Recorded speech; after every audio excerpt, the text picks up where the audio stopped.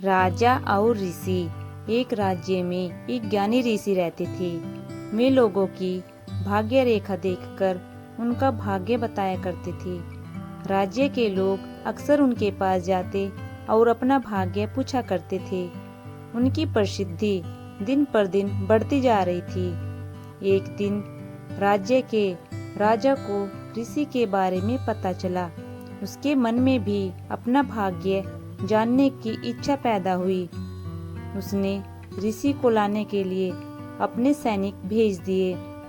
सैनिक ऋषि के पास पहुंचे और हाथ जोड़कर राजा के पास चलने का निवेदन किया। ऋषि ने निवेदन स्वीकार किया और राजा के पास जाने को तैयार हो गया। सैनिक ऋषि को सम्मान सहित राजा के पास ले आए। राजा ने भी ऋषि की आवभगत में कोई कसर नहीं छोड़ी।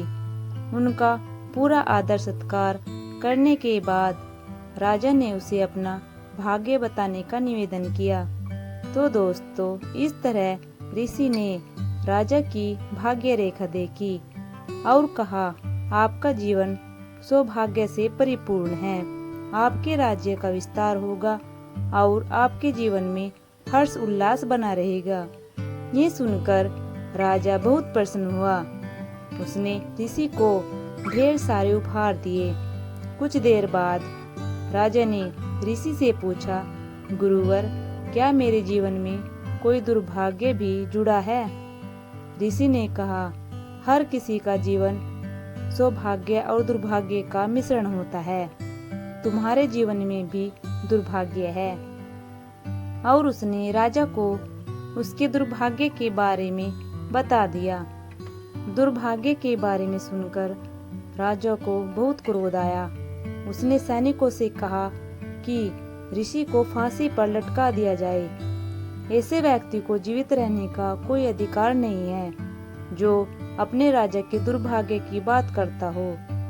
सैनिक ऋषि को पकड़कर ले जाने लगे। तब ऋषि ने राजा से कहा, राजन, आपकी मृत्यु से जुड़ा सच मैं आपको बताना भूल गया। मेरी मृत्यु के ठीक 1 घंटे बाद आपकी भी मृत्यु हो जाएगी। ये सुनकर राजा भयभीत हो गया। उसने सैनिकों से कहा कि ऋषि को छोड़ दे।